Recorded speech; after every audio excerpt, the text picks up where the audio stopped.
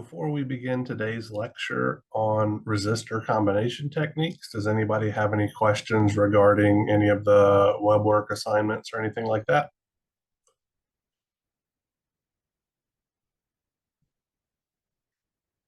Alrighty.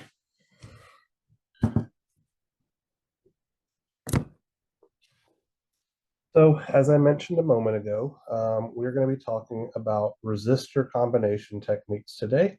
You guys should be fairly familiar with this already, excuse me, from your previous classes. So today, the mainly new stuff is understanding why resistors combine the way that we've learned previously.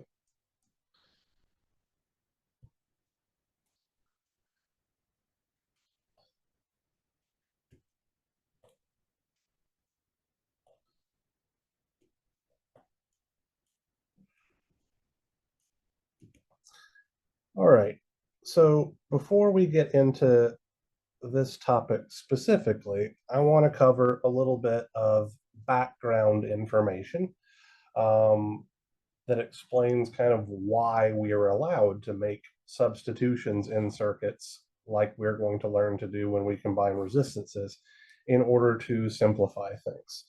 And I'm going to call this kind of miniature topic electrical equivalence.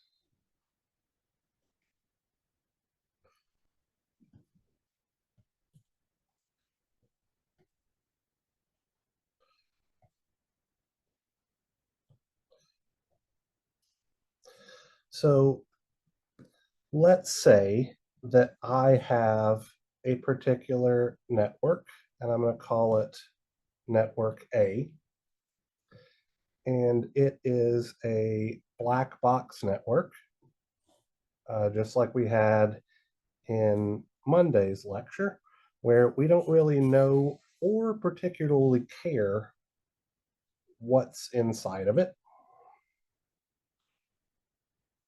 So this will be linear black box network number one. And much like we did on Monday, we're going to excite this network with a source. I'm, in this particular instance, going to specify that this is a DC voltage source. It could just as well be a DC current source or something like that, but I'm going to specify things here. So we would have some DC voltage being supplied to energize our network, and we could measure the voltage drop across the terminals of our network, which I'm going to call V1, and we could measure the current flowing into the terminals of our network, which I'm going to call I1. Now, over here on the right-hand side, let's consider a second linear black box network that I will very boringly call linear black box network number 2.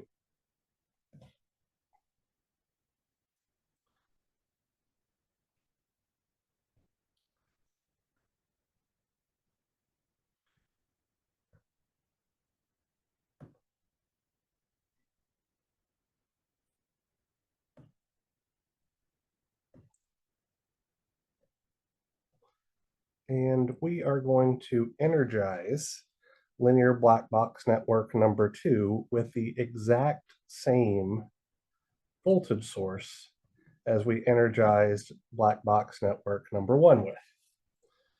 So if it was 5 volts to energize black box network number 1, we'll apply 5 volts across the terminals of black box network number 2 to energize it.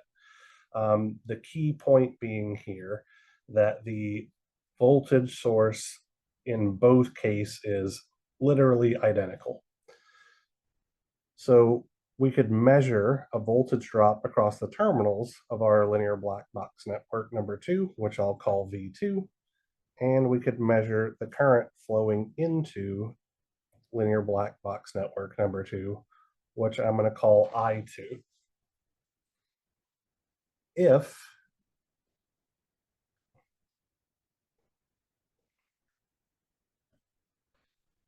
linear black box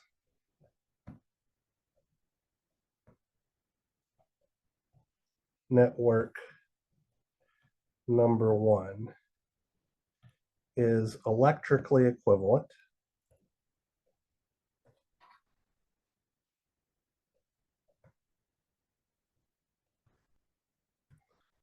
to linear black box network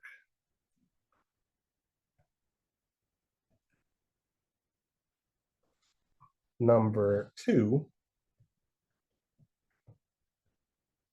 then the voltage V1 must be exactly equal to the voltage V2, and the current I1 must be exactly equal to the current I2. And a consequence of this is that the power absorbed by linear black box network 1, which I'll call P1, must be exactly the same as the power absorbed by linear black box network number 2, which I'll call P2. So if we energize the network with the same source, and we see that the voltage drop across the network is the same, the current flowing through the network is the same, and the power absorbed by the networks are the same, then those two networks are electrically equivalent to each other, regardless of what is actually inside the network. So it could be some completely and utterly different combination of resistors, capacitors, inductors, and all of that kind of good stuff. But because they behave the same electrically, we consider them to be electrically equivalent. So when we're developing resistor combination techniques here in a moment, the ultimate goal is to make sure that we are replacing some combination of resistances with a single resistor that is electrically equivalent to the network that we're replacing. And this is a concept that we are going to be utilizing anytime we do any sort of simplification to our circuits. So I'll bring it up throughout the class. I just wanted to introduce it here as opposed to usually a little bit later on in the quarter. All right, so now let's look at resistors in series.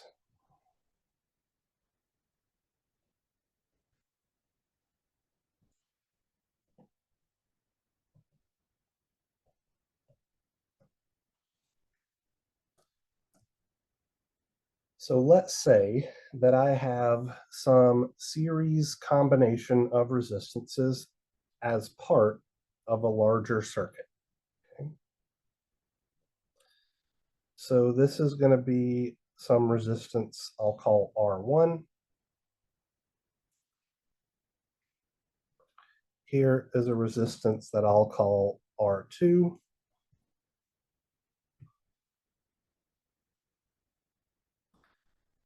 And then here we're going to have a resistance that I'm going to call R sub n. So there are n resistors in series as part of this network.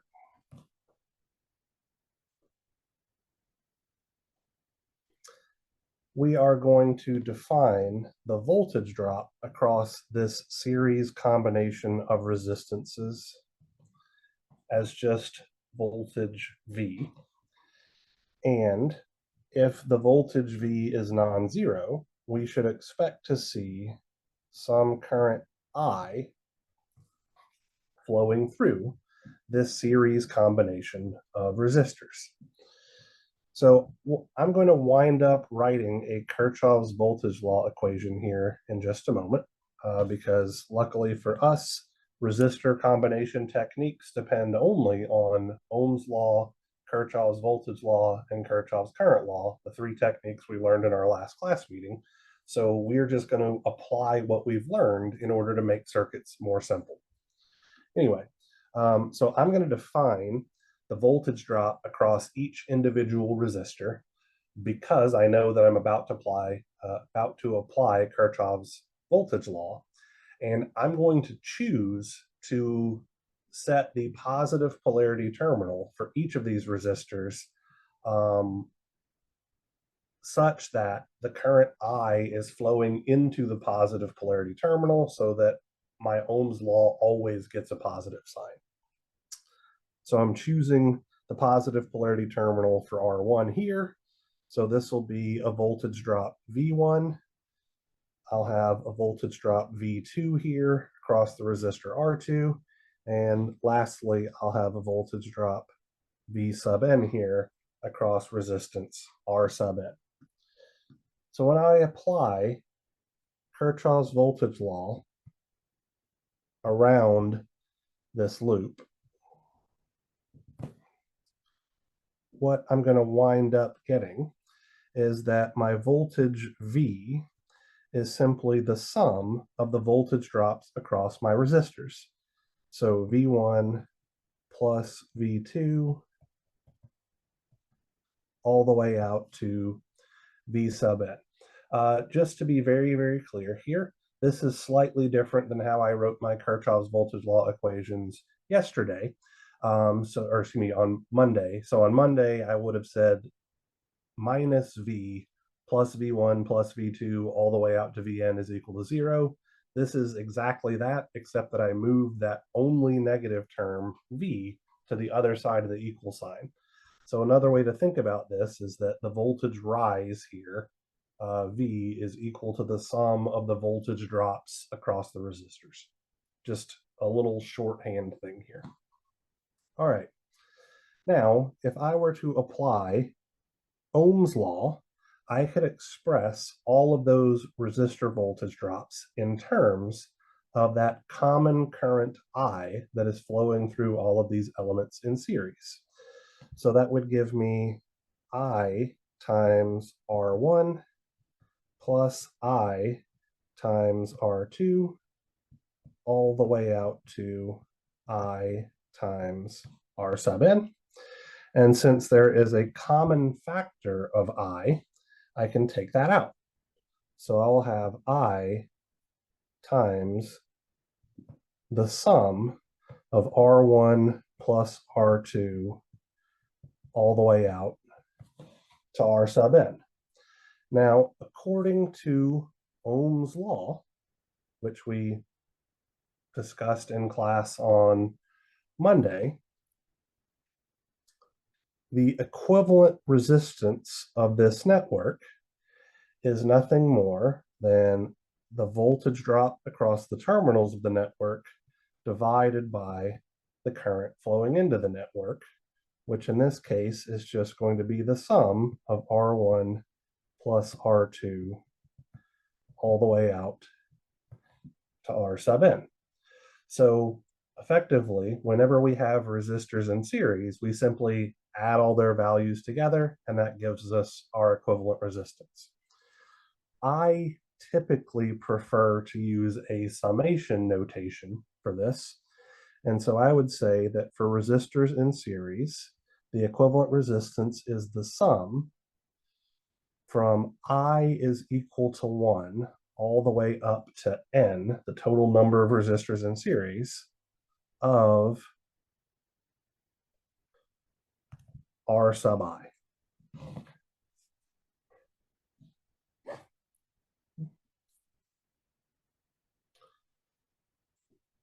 So before we move on to resistors in parallel, does anybody have any questions about this? All right, so let's talk about resistors in parallel then.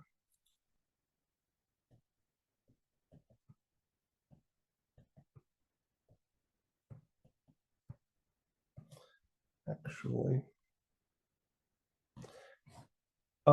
give me just a moment. I want to make sure that I didn't accidentally mute the audio when I was in a meeting yesterday. I certainly hope I haven't been ignoring any questions.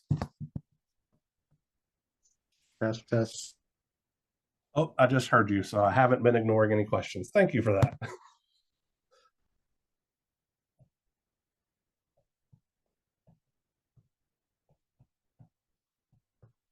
I understand that, today's material is largely review, so I wasn't expecting a whole bunch of questions. I just wanted to make sure I wasn't being a jerk and just completely ignoring people. So sorry about that. All right, so resistors in parallel.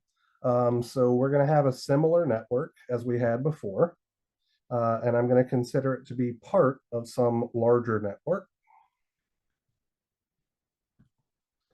But now, instead of having resistors connected in series, we are going to have resistors connected in parallel. So here's my first resistor R1.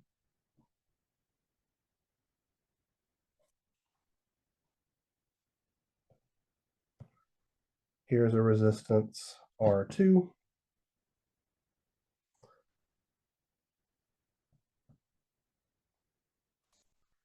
And then here is a resistance R sub n.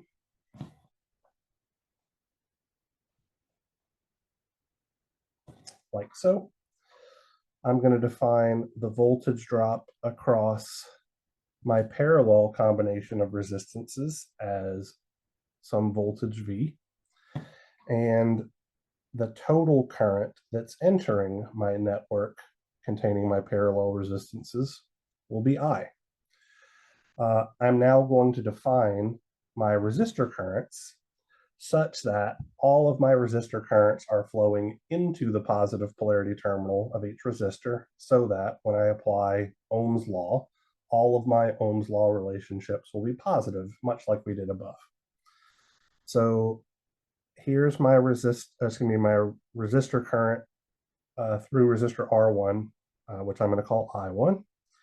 Here's my current I2, and out here on the right-hand side is my current I sub n. Okay. If I apply KCL number 3, so that's currents flowing into a node equals currents flowing out of a node at the top node, what I'm going to wind up getting is that my current I,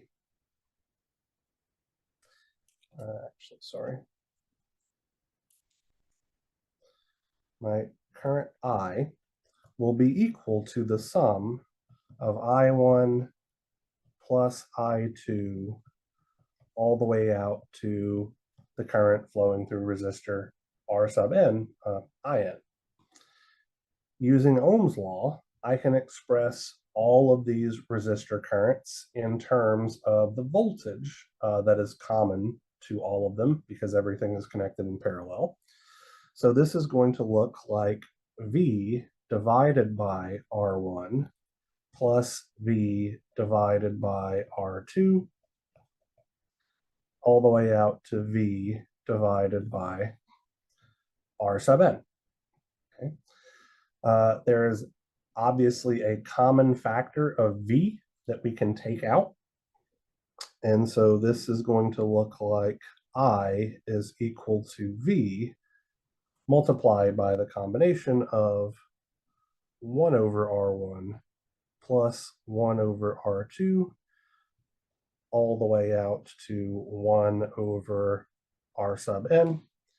And we can apply Ohm's law again to say that the equivalent resistance of the network is nothing more than the voltage drop across the terminals of the network divided by the current flowing into the network, which comes out to be 1 over R1 plus 1 over R2 all the way out to 1 over Rn. In summation notation, I would express this as 1 over the sum from I is equal to 1 to n of 1 over R sub I.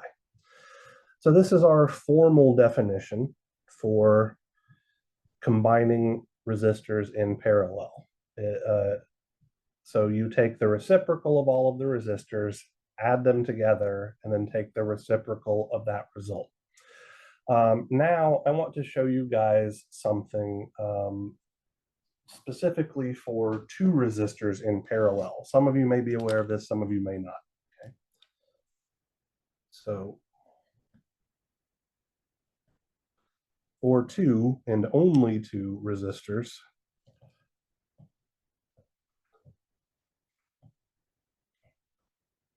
in parallel. So that would be a configuration like this.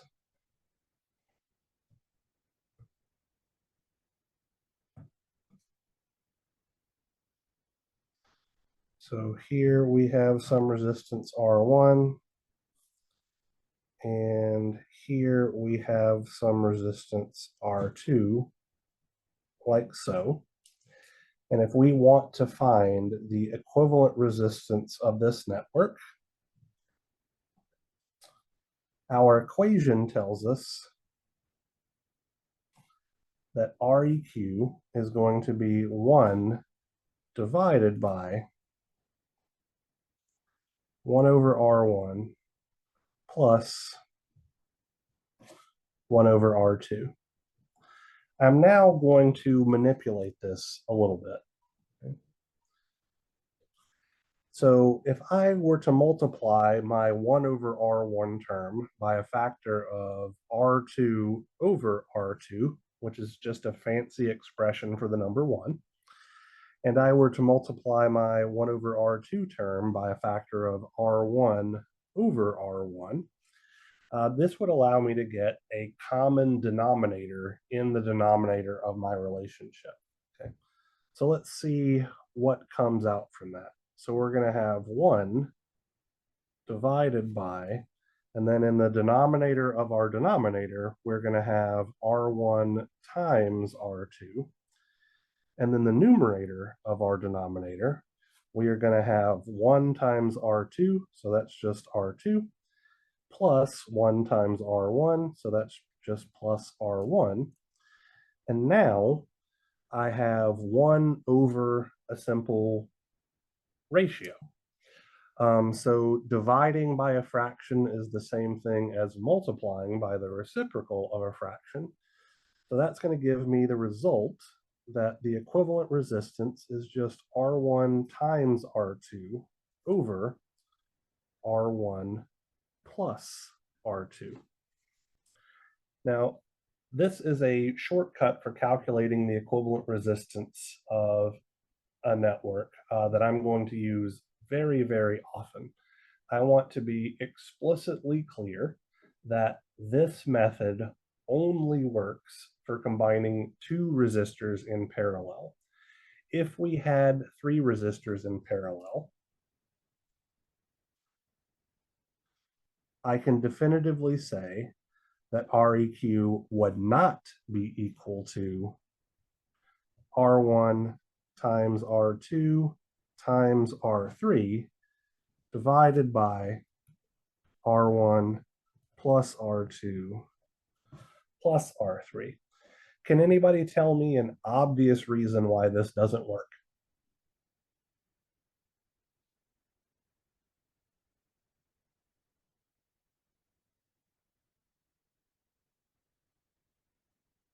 All right. So what are the units of the numerator? Ohms cubed. Ohms cubed. Thank you for that. What are the units of the denominator? Ohms. So that means that the units of that ratio is ohm squared. Ohm squared is definitely not the units of resistance, which is why this doesn't work as an equivalent resistance method. Now, let's investigate something, okay? Let's say that I have 3 resistors in parallel, and let's throw some numbers in here just to see what shakes out. So let's say that I have a 10 ohm resistor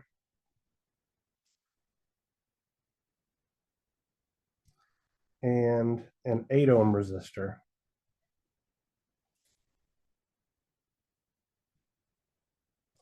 And a 6 ohm resistor.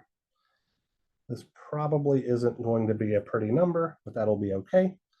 If we want to find the equivalent resistance of this network, our first equation tells us that this is going to be nothing more than 1 over 1 over 10 ohms plus 1 over 8 ohms plus 1 over 6 ohms. I'm going to throw that in a calculator really quickly because I can't do that in my head.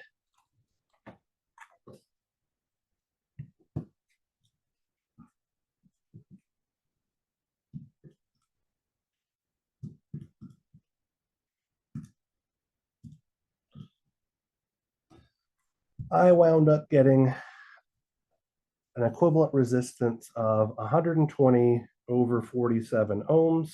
And for those of you that like decimals instead of weird fractions, that comes out to be 2.553 ohms and some change. Now, what I'm going to do is I'm going to apply that resistor combination technique that only works for 2 resistors here, but I'm just going to do it to 2 resistors in this network. So I'm going to lump together the 10 ohm resistor and the 8 ohm resistor. So I'm going to draw this out, and I'm going to introduce a notation that I use very regularly as well. So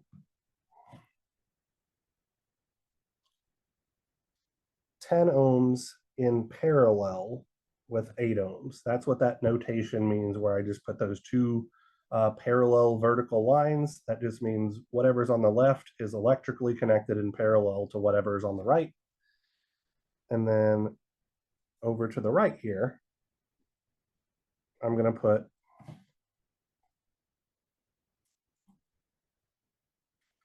my 6 ohm resistor.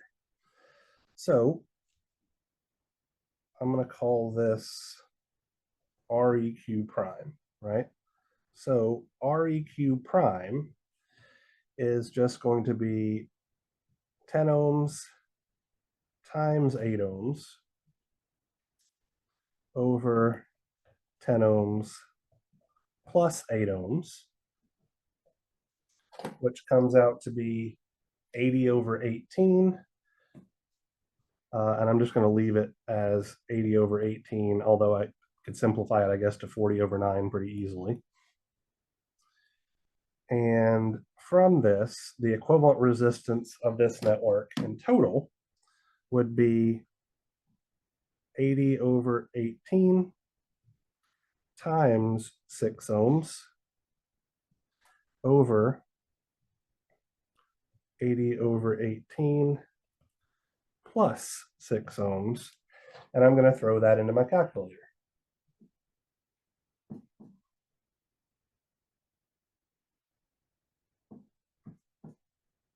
So 80 over 18 times 6 over 80 over 18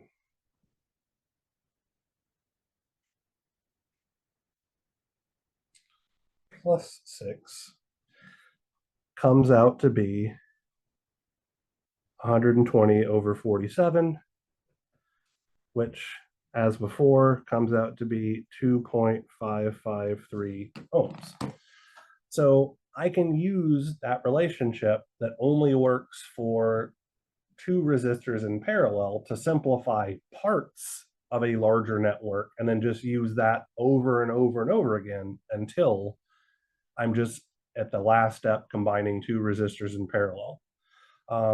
I would argue that it's probably more efficient to use this method whenever you have 4 or more resistors in parallel. Really, I use it for any time I don't just have exactly 2 resistors in parallel. I just wanted to illustrate that you could use the 2 resistors in parallel method for larger networks if you do it correctly. All right. Any questions before we start working some examples?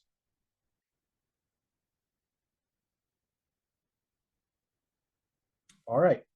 So we're going to work the in-class assignment first, and then I'm actually going to take a look at some of your more complicated web work problems from this bit, and then we'll try our hand at a couple of those as well.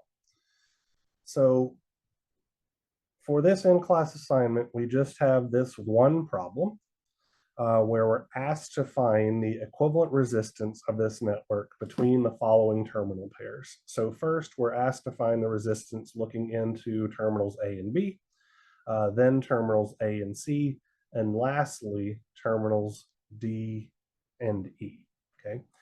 Now, the left-hand side of this network is very simple and straightforward.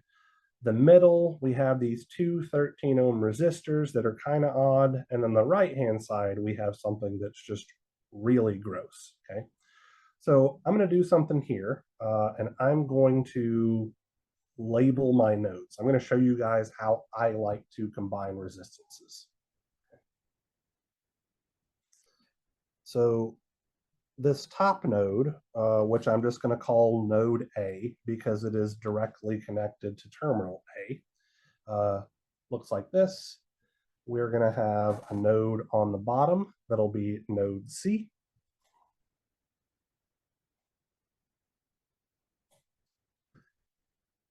We have a node here kind of in the middle that'll be node B. This will be node D. This will be node E. And then we've got those nodes on the other side that we've got to deal with. So let's use this gray color for this node right here. Let's call it F. Let's use this light blue node, or light blue color for this node right here. We'll call it G. And then we'll use this kind of neon green color for this node, and we'll call it H. Okay. So what I'm going to do to make my life easier for answering parts A, B, and C of this problem is I'm going to find the equivalent resistance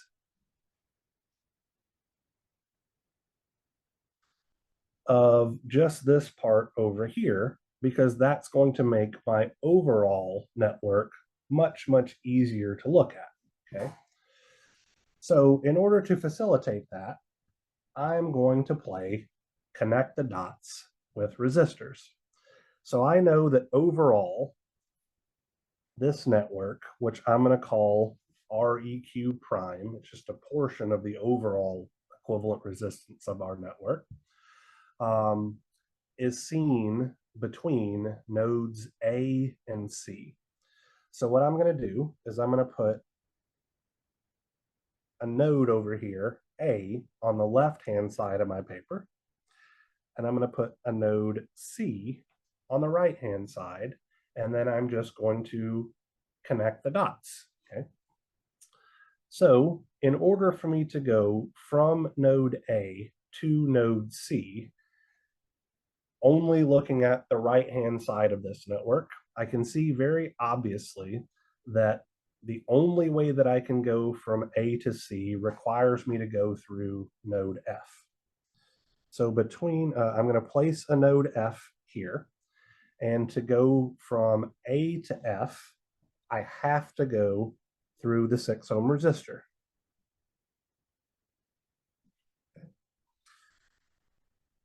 Now to go from F to G, so after I leave F, the next node is definitely going to be G. So I'm going to put it here. To go from F to G, I have 2 different options. I can either go through the 18 ohm resistor, so I'll put it here.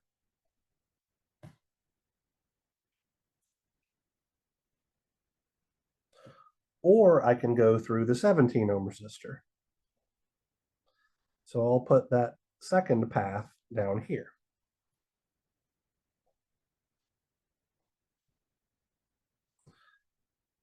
Now, to go from G on my path towards C, I have to go through node H. And much like I saw going from F to G, there are two different paths that I can take. So I can go through the 8 ohm resistor,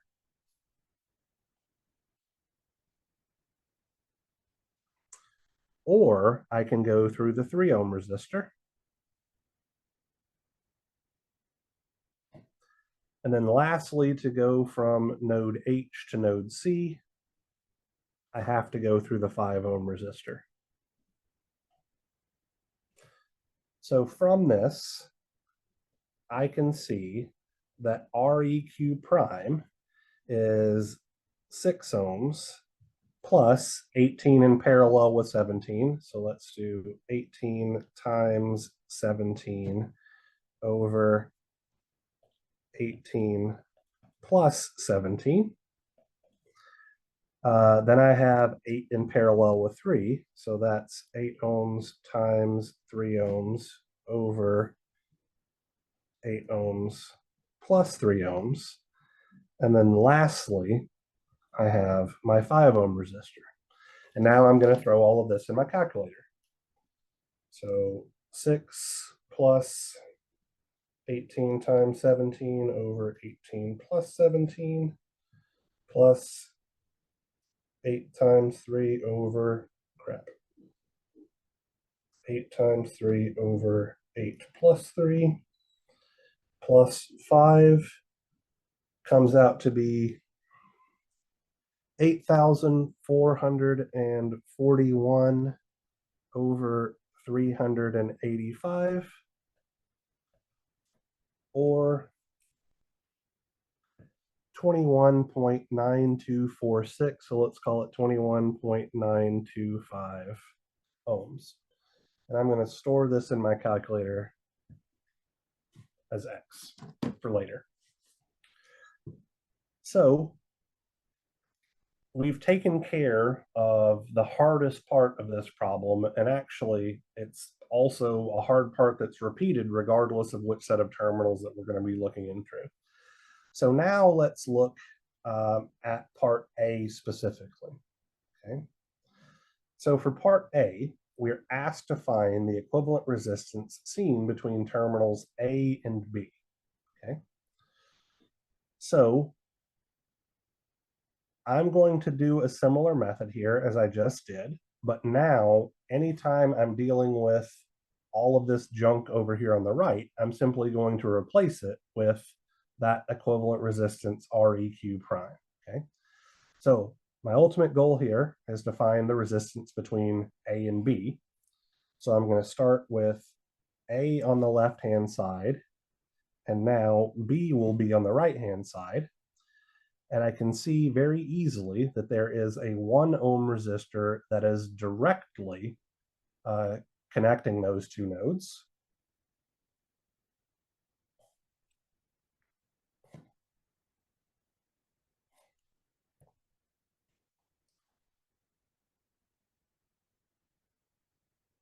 I could also go around the outside of the circuit. So to go from A to C and then from C to B. So I'm going to put C here. To go from A to C is that resistance Req prime.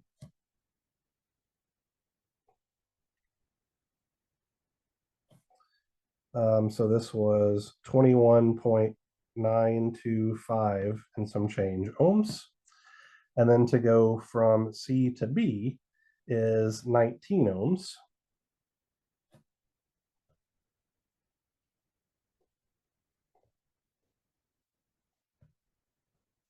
Like so. Now let's talk about those two 13 ohm resistors. So this resistance right here is between nodes A and D. Since D is open circuited, that means the 13 ohm resistor that's connected between nodes A and D will not contribute to the equivalent resistance of this network because that 13 ohm resistor isn't part of a closed path. And we can say the exact same thing about this 13 ohm resistor, which is connected to node E, right? So the bottom 13 ohm resistor is between node C and node E. And because node E isn't part of a closed path, that resistor will not contribute to the equivalent resistance of the network as seen between terminals A and B as well. So that's why those two resistors don't show up here. So putting things together, the equivalent resistance here is 1 ohm in parallel with the series combination of 21.925 ohms plus 19 ohms, or 1 ohm times 40.925 ohms over 1 ohm plus 40.925 ohms.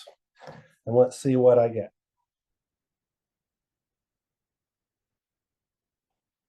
So 1 times 19 plus x over 1 plus 19 plus x. I get 0.97614, so 0.976 ohms, which is exactly what we expected to get. Let me give myself another sheet of paper here really quickly.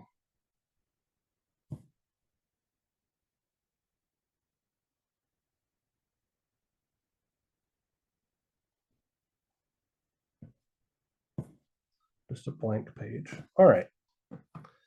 So now let's figure out part B.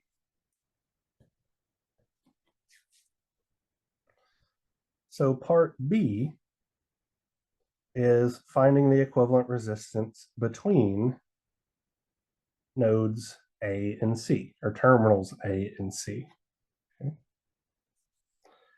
So I'm going to put A on the left-hand side and C on the right-hand side. Directly between nodes A and C, I have that resistance REQ prime.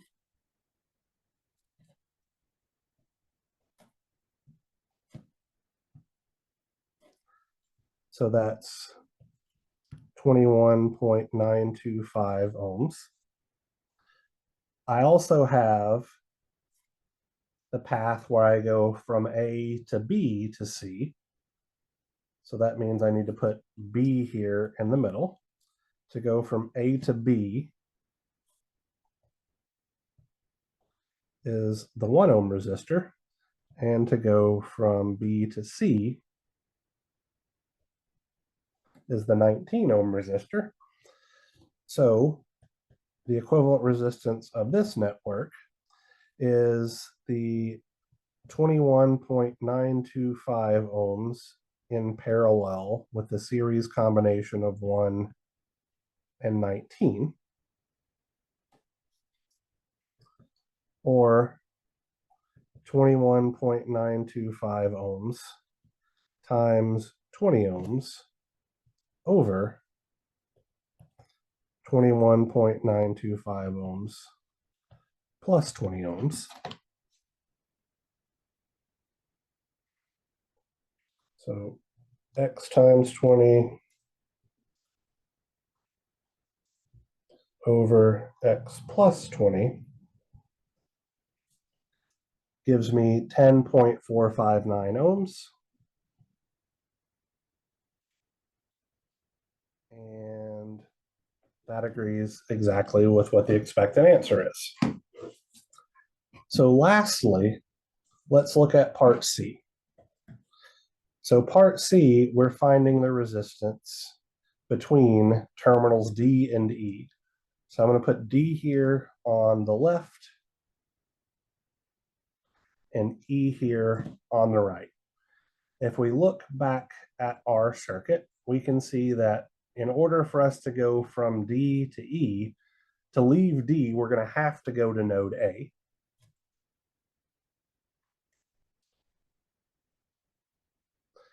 And to leave E, we're going to have to go to node C.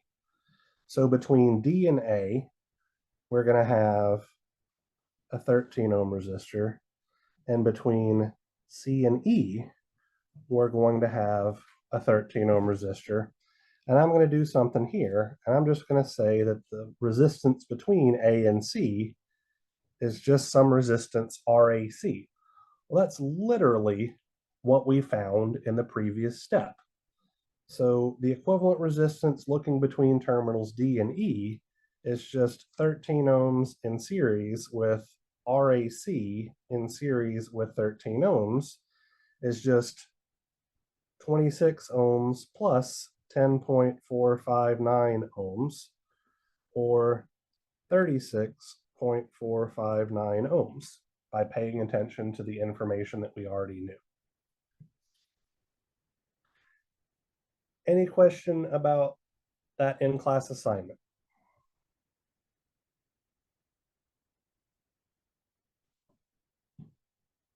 No, sir.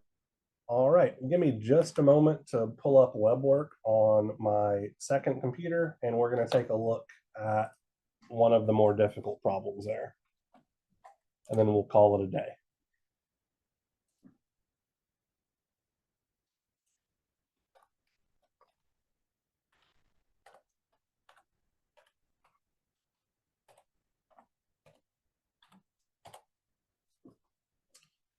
All right, so I'm looking at homework set number 3, and I'm specifically looking at problem 2. So let me go back to the engineering pad thing. Let me go to the next page. I'm just going to write here, homework number 3.2. Okay.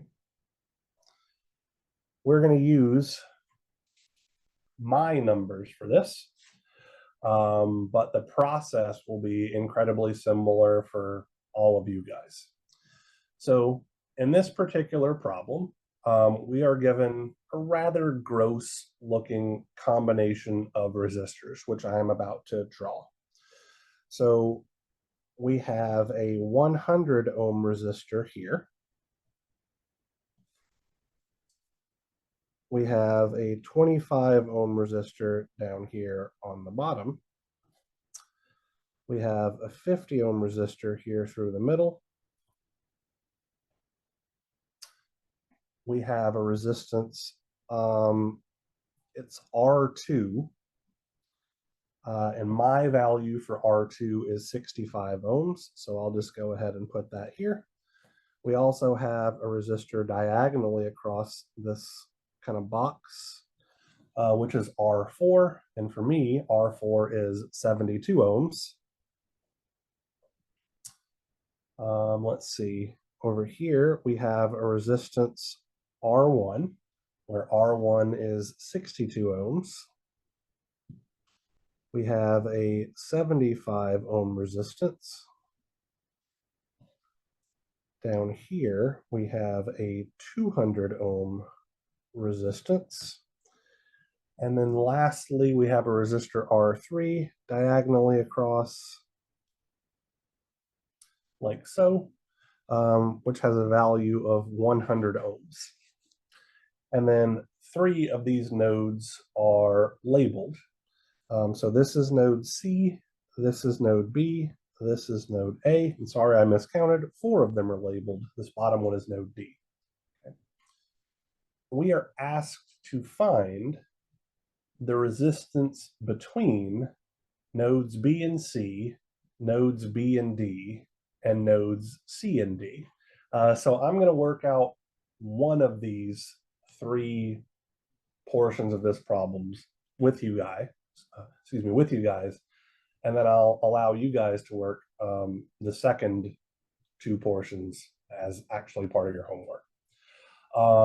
So I'll let you guys pick. Are we finding the resistance between B and C, B and D, or C and D?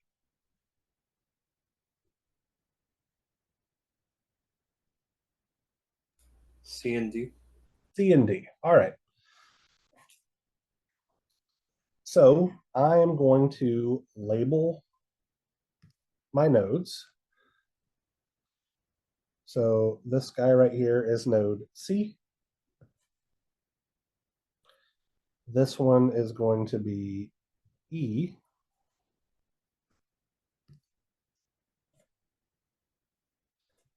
This will be node B.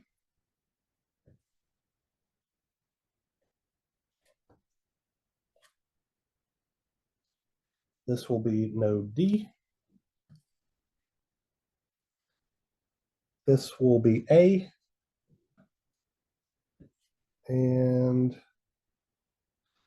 is that light blue different enough from the kind of greenish blue that you guys can tell the difference? Yes, sir. Okay. I'll call this one F. So I'm going to do the exact same thing that I did earlier in order to sort this out. Because we're finding the equivalent resistance between C and D, I'm going to start with C on one side of my paper and D on the other side of my paper. So I'd like for you guys to participate in this. So what's the most obvious route to go from C to D? 72. The 72 ohm resistor by itself. Absolutely right. So let's put that here.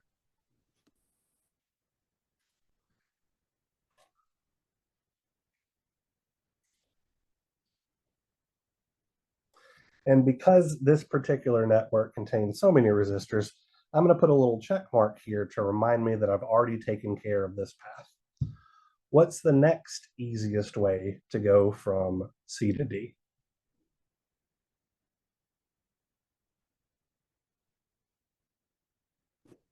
Through node E. Through node E. I agree with that. So I'm going to put E here dead in the middle. So to go from C to E, I have to go through the 100 ohm resistor.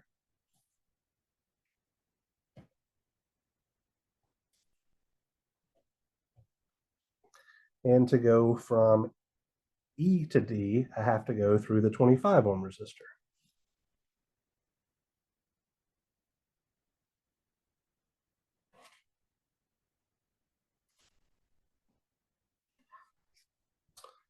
All right, so I'm going to put a check mark here and a check mark here. All right, so what's another way that I can go from C to D? Go through B and then go down. Okay, so we can go to B. So let's put B here. So to go from C to B, I have my 65 ohm resistor.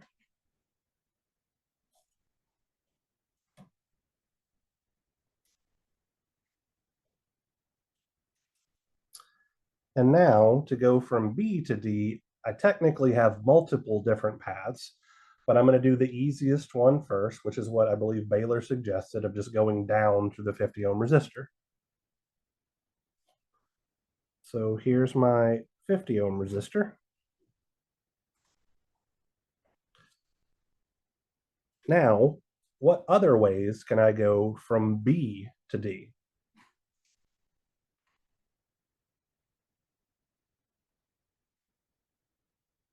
B to A to D. So B to A to D. All right, so let's put A right here.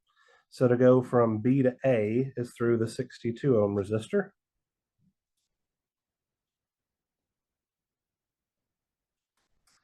And there are multiple different ways for me to go from A to D. So we'll choose the easiest one first. That's through the 100 ohm resistor. And now we'll choose the route that goes from A to F to D. So to go from A to F is the 75 ohm resistor. And to go from F to D is the 200 ohm resistor. And I've taken care of all of my resistances. And now what I would do in a situation like this is literally just work my way from the bottom of the page back up to the top. So how are the 75 ohm resistor and the 200 ohm resistor connected? Series. in series. So I can just add them together. So that's going to look like a single 275 ohm resistance.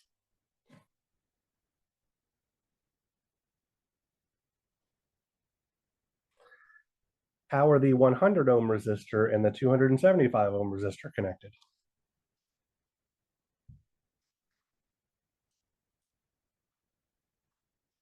Parallel? They are in parallel. So when I put those together, that looks like 220 over 3.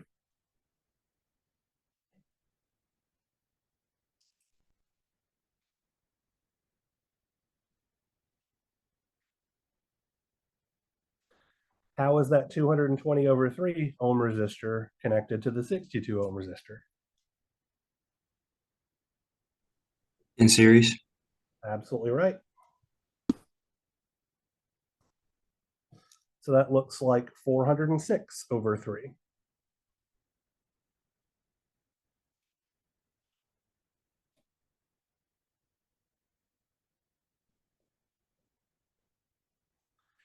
How is the 406 over 3 connected to the 50?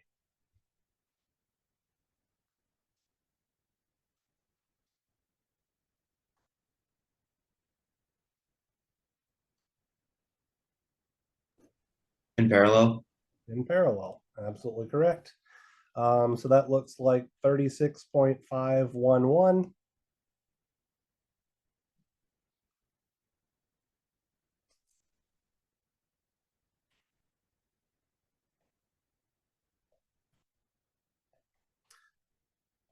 How is that 36.511 ohm resistor connected to the 65 ohm resistor?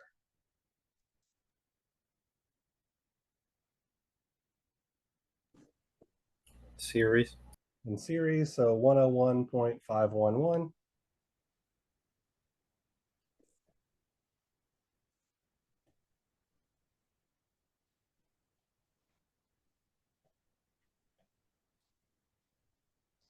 All right. That's as far as we can combine that path. So now let's move kind of to the next rung up on the ladder. How are the 100 ohm resistor and the 25 ohm resistor connected? Series. In series. All right. So that looks like 125.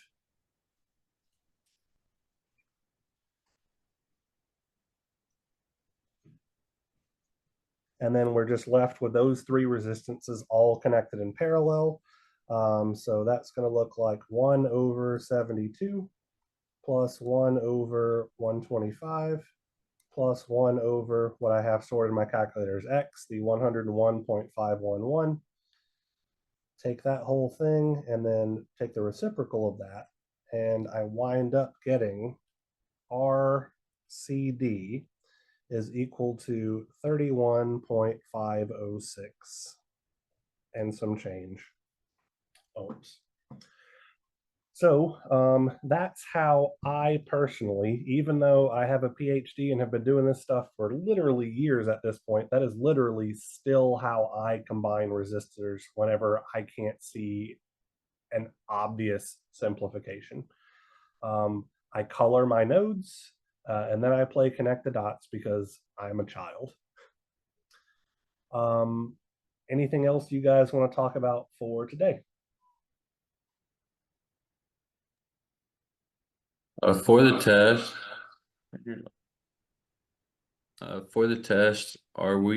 can you give us a reference sheet beforehand so we can kind of get used to it? What do you mean by a reference sheet? Like an equation sheet?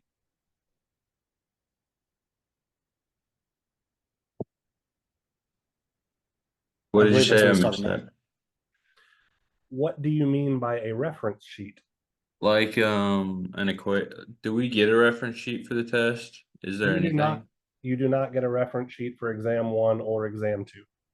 Okay, You are that expected clears it up to, then. yeah. You will get one for exam 3. I have to figure out how to make it work with Respondus, but I've got a month and a half to make that work, so I'll get that sorted out before then. You will definitely have access to the exam 3 equation sheet well before the exam so that you can get acclimated to it, though. Yes, sir. Thank you. No problem. Any other questions? All right. One thing that I do want to note, I got a notice today. I have jury duty next Monday. I have no idea how long that is going to last. So I'm going to put a video up from this past either the fall or the winter when I was teaching Circuits 1 for you guys to watch just in case I'm unable to give a live lecture. I'm going to try to get out as early as I possibly can, but if I can't do it, I have to do my civic duty. So I just wanted to give you guys a heads up. There is a possibility I will not be available to give a lecture next Monday. So hope that doesn't inconvenience you guys too much. All right. Well, I hope you have a good rest of your day, and I will see you all on Friday afternoon to learn about source transformations. Excuse me. No, source combination techniques, as well as current and voltage division, which are very useful tools for simplifying circuits. So have a good day. Thank you, Dr. Hart. Thank you. I have a random off-topic question. Go for it. How often do people miss the second N in your last name? Extremely often. I figured I have that same issue with my name. Yes. The MANN. Yeah. Nope. I believe that my family name has always been MANN, and then there was some division in the family back in Germany in I think the 1800s, and some people dropped the N and others kept it. So I don't know. That's what I was told by my grandpa. That's really interesting because a lot of my family is also from Germany. All right. Anything else? All righty. I'll catch you guys on Friday.